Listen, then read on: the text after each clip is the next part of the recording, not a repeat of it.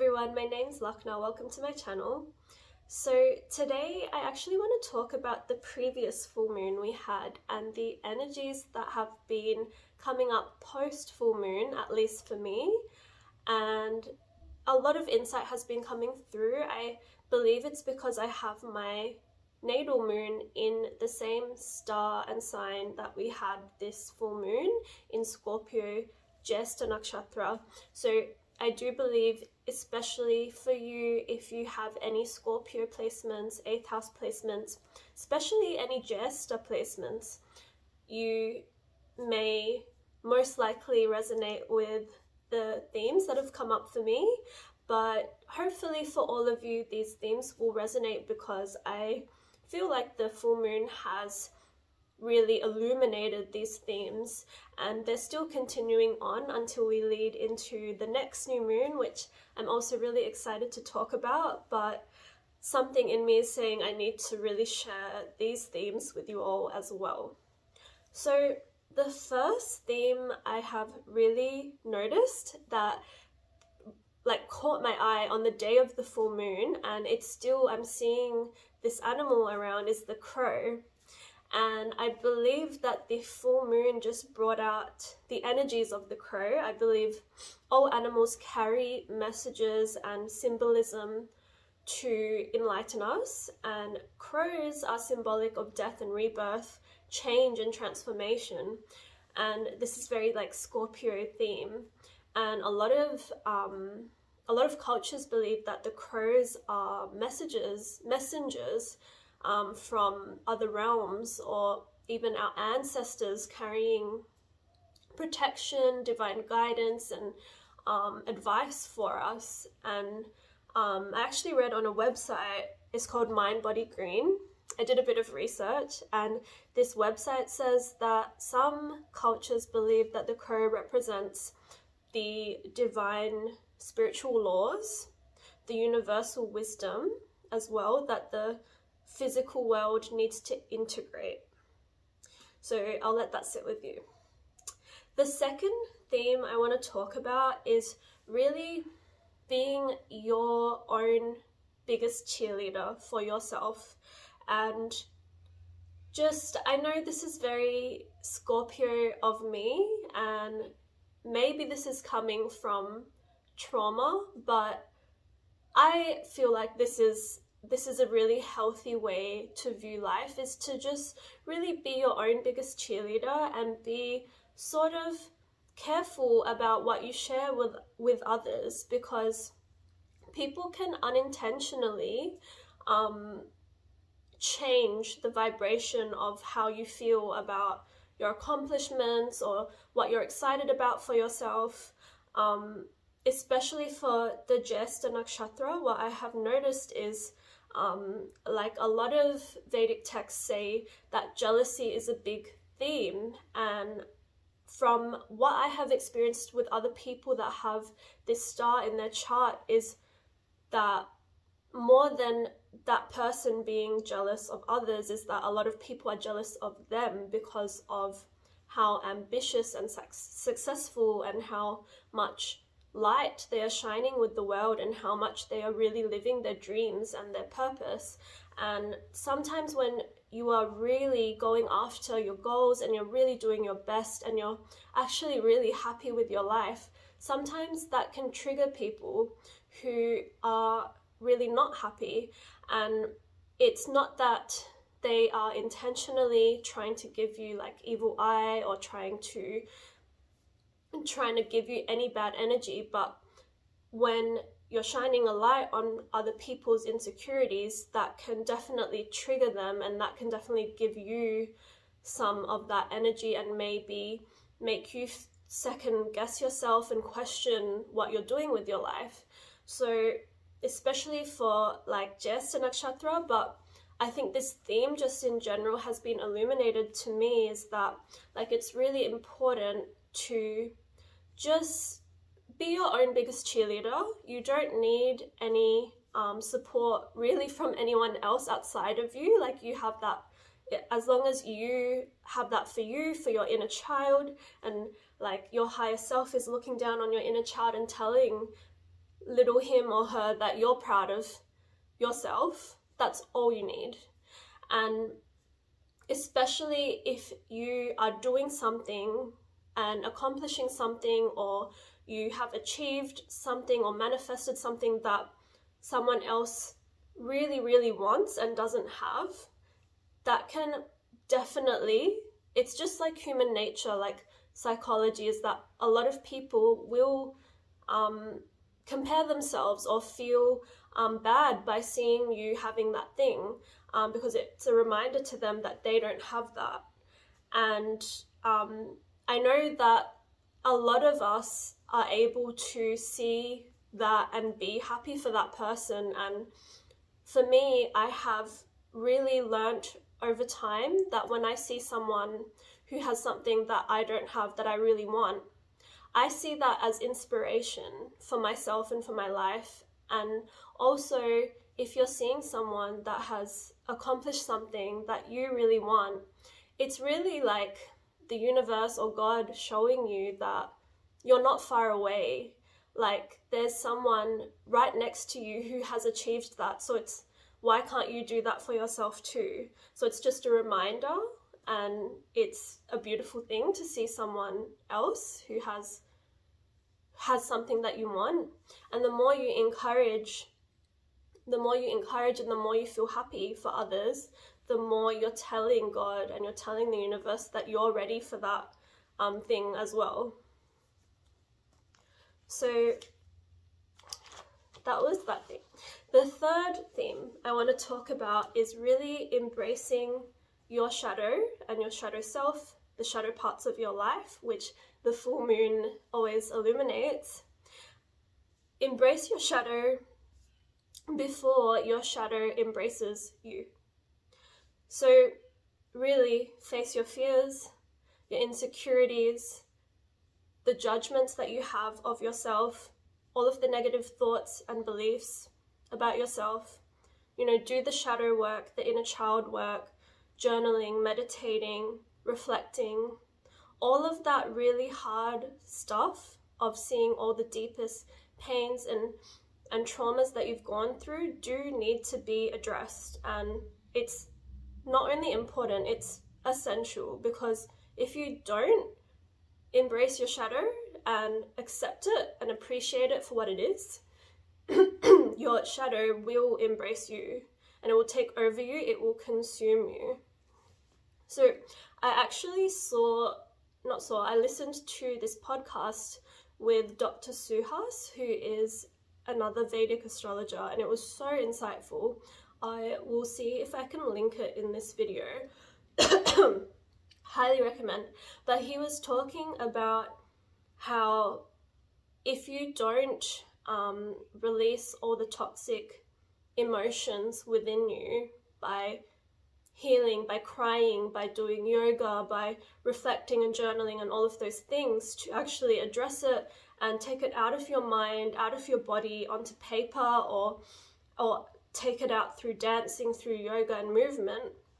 If you don't do that, these toxins, these toxic emotions, they stay inside of you and they make this brew inside of you, and they become you. They become a part of your being, and it will really be like exaggerated out into reality, and you will either become the victim or the perpetrator of the things that you have gone through. So this is like a really extreme case, is if you have been abused as a child, or like any time in your life you've been like really badly abused and it's something that you just haven't thought about, you've blocked it out. You don't really block anything out, it just gets stuck deep within your psyche and within your being.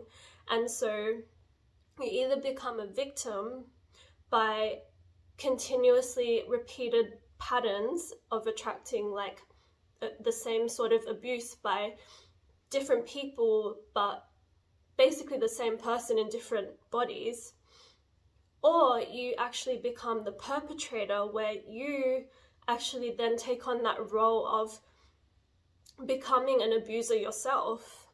And like another great example is like parents who like grew up in really tough environments, tough like childhoods, and their parents were maybe not treating them right, not giving them the love they needed, or you know, just not treating them right. And those ways that they have been treated, they then treat their children once they have children, and the cycle just keeps repeating because they haven't healed and released those things. So it's so important to embrace your shadow and actually, you know, accept it, make it a part of your being, and like, as in, make it a part of you, like an accepted part of you, that yes, this happened and these bad things have happened, but it has created like the beautiful artwork that is your life. And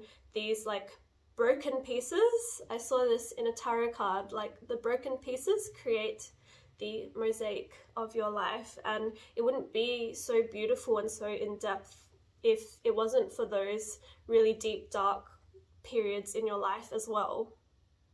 So another thing I want to talk about is this full moon it was in Jester, which is at the very tail end of Scorpio, and then leading into Sagittarius, going from water to fire.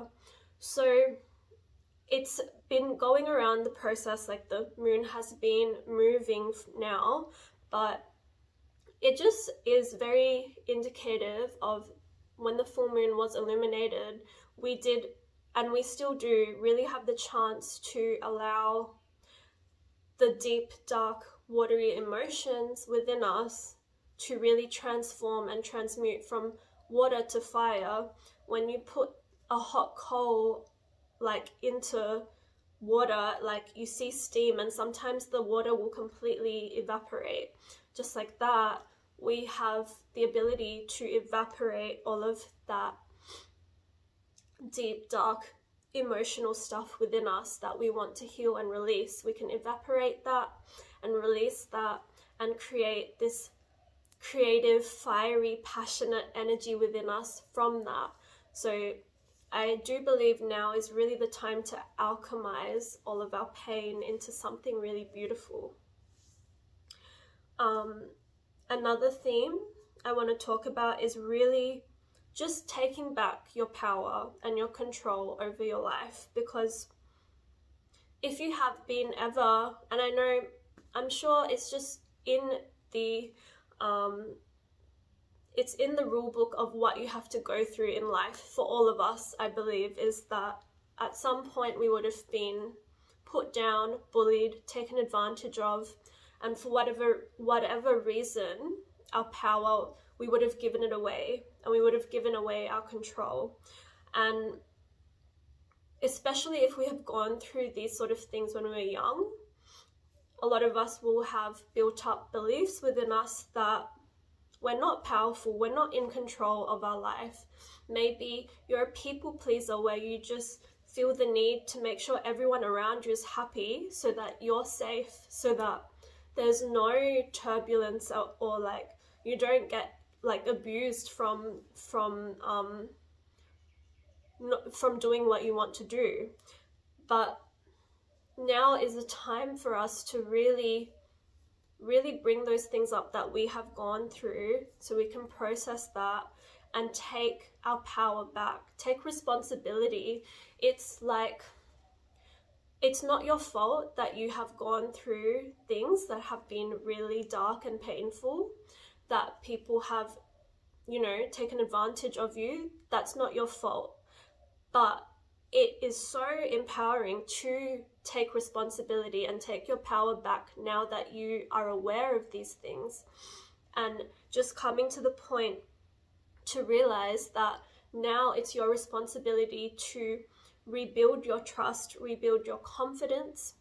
And this all comes down to rebuilding your confidence in yourself and doing all of that really hard work, disciplinary, like masculine, you know, actionable steps that you need to do to create the the strength within you, but then also doing all of that feminine, nourishing self-care and just looking after yourself, those things as well. And by doing both of those things, you'll create like just this unwavering faith and confidence in yourself and reliance on yourself that the outside world will have to mirror and reflect that. And I truly believe that those outside situations of people really trying to trigger you, take advantage, not treat you right, if you have unwavering faith in yourself, those things won't happen. And it's when we have even like an inch of doubt in our reality, in trust in life as well, that the outside world will amplify that belief in you to show you that you don't fully trust in yourself and in your life. So that is the ultimate goal, is to really create that unwavering faith and confidence in yourself and your life. Another theme I want to talk about is just this cyclic theme that I have really been pondering on. And I really want to give a shout out to Peter Eglinton. I met this man on YouTube. He is an amazing artist. Please check out his website. He's also a Vedic astrologer, and we connected. We have this soulful connection. I think from past lives, we are like best friends from many lifetimes. And we had this beautiful conversation, and I learned so much through him. And one thing that really has like kept coming up for me is this cycle that he told me about, that a Scorpio goes through. So the lowest form of a scorpion is the beetle, which is really like stuck in the mud, kind of. So that mud is symbolic of all of that darkness and just really not knowing how to get out of it, and really just being maybe even comfortable just sitting surrounded in darkness. And this is, I think, a very low consciousness or low form of a Scorpio or someone with Scorpio placements, but I do believe we can all relate to these themes. So that's the beetle, that's the first. Then there's the next level up, which is the scorpion, who is also like just defensive and under attack and really like vulnerable. You know, the scorpion is just like ready to attack and not really trustful in life. But the scorpion is definitely a level up of consciousness and really such a wise ancient creature. The scorpion is still like defensive though and trying to attack. Then there comes the eagle, which I believe is a Scorpio after doing your meditation and reflecting and really seeing things in a higher perspective, because the eagle sees things from the highest perspective and is able to look down on all of these things, all of these distrustful feelings, and like, why have they come up? Why do you feel like you're not powerful? Why do you feel like you have to be defensive? What is all this darkness? The eagle is able to really see that from above. And then the next level of consciousness is the phoenix, that really is able to rise from the ashes and alchemize all of this pain into that beautiful, fiery, passionate energy, which is really symbolic of like the jester going from water to fire and really alchemizing all of that deep, dark pain and all of the emotional things that you have gone through into something beautiful and creative and something that's going to help the rest of the world as well and inspire people. So the last theme I want to talk about is creating your abundance in your life. And we are all worthy and able, and you know, that abundance is just, it's readily available to all of us. But the themes of this star that have come up is just aligning your emotions, thoughts, and your actions. And that is literally all it is to it. Mastering all that, how you feel and how you think, and then taking aligned action through that. Because the emotions come through Scorpio, which is a water sign, emotional. Thoughts come through Mercury, which is Jester, is ruled by Mercury. And the actions, Scorpio is ruled by Mars. So thoughts, beliefs, feelings, and actions, align all of that. That is really, really the key. And yeah, that is all I wanted to share. It was a lot, actually. I hope this all resonates with you, and if it does, please do like, subscribe, share your comments as well. And if you're interested in a personal Vedic reading, I do offer those as well. You can send me an email or check out my website for any like extra information. All of my details are in my bio on YouTube. But yeah,